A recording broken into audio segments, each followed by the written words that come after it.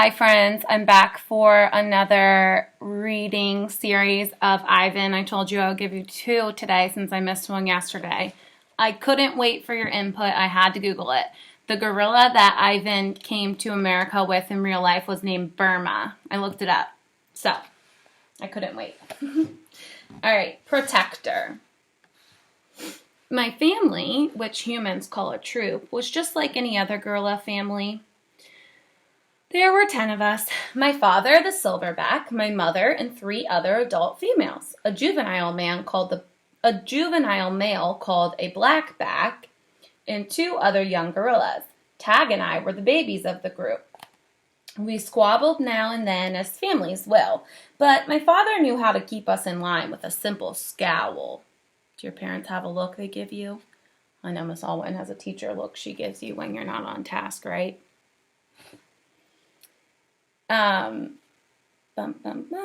Okay. I lost where I was because I was getting off track.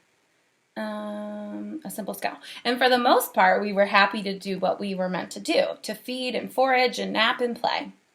My father was a master at leading us to the ripest fruit for our morning feast and the finest branches for our night nests. He was everything a silverback is meant to be, a guide, a teacher, a protector, and nobody could chest beat like my father. A perfect life. Gorilla babies and elephant babies and human babies are not so different, except that a gorilla gets to spend the day riding on his mother's back like a cowboy on a horse. It's a pretty great system from the baby's point of view. Slowly, carefully, a young gorilla begins to venture farther and farther away from the safety of his mother's arms. He learns the skills that he will need as an adult. How to make a nest of branches, weave them tightly or they will fall apart in the middle of the night. How to beat your chest, cup your palms to amplify the sound. How to go vining from tree to tree, don't let go. How to be kind, be strong, be loyal. Growing up gorilla is just like any other kind of growing up. You make mistakes, you play, you learn, you do it all over again. It was, for a while, a perfect life. The end.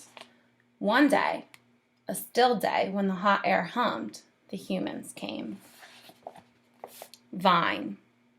After they captured my sister and me, they put us in a cramped, dark crate that smelled of urine and fear. Somehow, I knew that in order to live, I had to let my old life die. But my sister could not let go of home. It held on to her like a vine stretching across the miles, comforting, strangling. We were still in our crate when she looked at me without seeing, and I knew that the vine had finally snapped. If you remember when we learned about Ivan, him and Burma, they came to the United States, to the state of Washington and the West Coast. They did have to travel in a crate. The temporary human. But when we learned about them, they both had lived a year or two together in Washington, and then his sister did pass away. But in the book, his sister Tag passed away on their travels over. The temporary human. It was Mac who pried open the crate. Mac who bought me, and Mac who raised me like a human baby. I wore diapers, I drank from a bottle, I slept in human beds, sat in human chairs, listened while human words swarmed around me like angry bees. Mac had a wife back then. Helen was quick to laugh, but quick to anger too, especially when I broke something, which was often. Here's what I broke while I lived with Mac and Helen. 1 crib, 46 glasses, 7 lamps, 1 couch, 3 shower curtains, 3 shower curtain rods, 1 blender, 1 TV, 1 radio, 3 toes, my own. I broke the blender when I squeezed 3 tubes of toothpaste and a bottle of glue into it. I broke my toes attempting to swing from a lamp fixture on the ceiling. I broke 46 glasses. Well, it turns out there are many ways to break a glass. Every weekend, Mac and Helen took me in their convertible to a fast food restaurant, where they ordered me French fries and a strawberry milkshake. Mac loved to see the expression on the cashier's face when he drove up and said, "Could I have some extra ketchup for my kid?" I went to baseball games, to the grocery store, to a movie theater, even to a circus. They didn't have a gorilla. I rode a little motorbike and blew out candles on my birthday. My life as a human was a glamorous one, although my parents, traditional sorts, would not have approved. Here's a picture of Ivan when he was a baby in a diaper living with Mac. Can you imagine? It might be fun having a monkey in your house when they're a little baby and you can dress them up, but think of how hard it would be once they got bigger and all the things they would break. There's not enough room, right? Hunger. In my new life as a human, I was well tended. I ate lettuce leaves with Thousand Island dressing and caramel apples and popcorn with butter. My belly ballooned. But hunger, like food, comes in many shapes and colors. At night, laying alone in my pajamas, I felt hungry for the skilled touch of a grooming friend, for the cheerful grunts of a play fight, for the easy safety of my nearby troop, foraging through shadows. I'm picturing a baby gorilla in Winnie the Pooh pajamas right now. It's pretty cute, but it's not where they belong, right? Remember what happened to Tag? I told myself, don't think about the jungle. Still, sometimes, I lay awake, wishing for the warmth of another just like me, asleep in the night nest of tender prayer plant leaves. I liked having sips of soda poured into my mouth like a bubbling waterfall, but every now and then I longed to search for the tender stalk of an arrowroot and feel the tease of a mango just out of reach. Still life. One day, Helen came home with something large and flat wrapped in brown paper. "Look what I bought today," she said excitedly as she tore off the paper. "A painting to go over the living room couch." "Fruit in a bowl," Max said with a shrug. "Big deal." "This is fine art. It's called Still Life," Helen explained, "and I think it's lovely." I dashed over to examine the painting, marveling at the colors and shapes. "See," said Mac's wife, "Ivan likes it." "Ivan likes to roll up poop and throw it at squirrels," Max said. I couldn't take my eyes off of the bananas and apples and grapes in the picture. They looked so real, so inviting, so edible. I reached out to touch a grape, and Helen slapped my hand. "Bad boy, Ivan, don't touch." She jerked her thumb at Mac. "Honey, go get a hammer and a nail, would ya?" While Mac and Helen were busy in the living room, I wandered into the kitchen. A cake covered in thick chocolate frosting sat on the counter. I like cake. Love it, in fact. But it wasn't eating I was thinking about. It was painting. The frosting peaked and dipped like the waves on a tiny pond. It looked rich and gooey, dark and smooth. It looked like mud. I scooped up a handful of frosting. I scooped up another.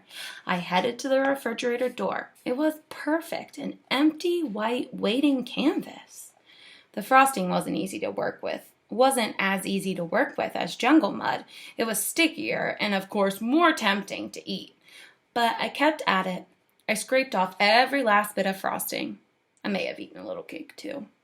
I don't remember what I was trying to paint. A banana, most likely. I suppose I knew I was going to get in trouble, but at that moment, I just didn't care. I wanted to make something, anything, the way I used to.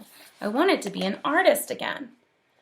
So we're learning about how Ivan has always been an artist. From the time he was a baby using mud, it was even the reason his parents named him Mud, right? And then in Mac and Helen's house, he's using frosting, and in his domain, he uses crayons. We know in real life when he ended up at the beautiful zoo in Atlanta, he got access to all kinds of paints he could use, right? Punishment. I soon learned that humans can screech even louder than monkeys. And after that, I was never allowed in the kitchen. Babies. Back in those days, the Big Top Mall was smaller. It had a pony ride, a wooden train that bustled around the parking lot, a few bedraggled parrots, and a surly spider monkey. But when Mac brought me, a baby gorilla dressed in a crisp tuxedo, to the mall, everything changed. People came from far and wide to have their pictures taken with me. They brought me blocks and a toy guitar. They held me in their laps. Once, I even held a baby in mine. She was small and slippery. Bubbles flowed from her lips. She squeezed my fingers. Her rear was puffy with padding. Her legs bowed like bent twigs. I made a face. She made a face. I grunted. She grunted.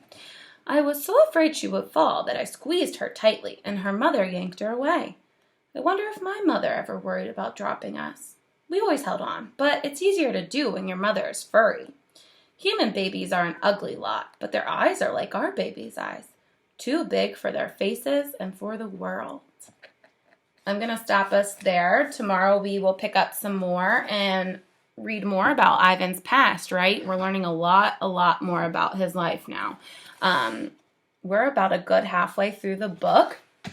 And I want you to keep thinking about how you think, or if you think Ivan's going to keep the promise he made to Stella before she passed away, right, of saving Ruby. So we will find out. We will continue to read and compare to what we know as the true story of Ivan, and we'll see how it compares and contrasts. Thank you guys for watching, and I'll see you tomorrow. Bye.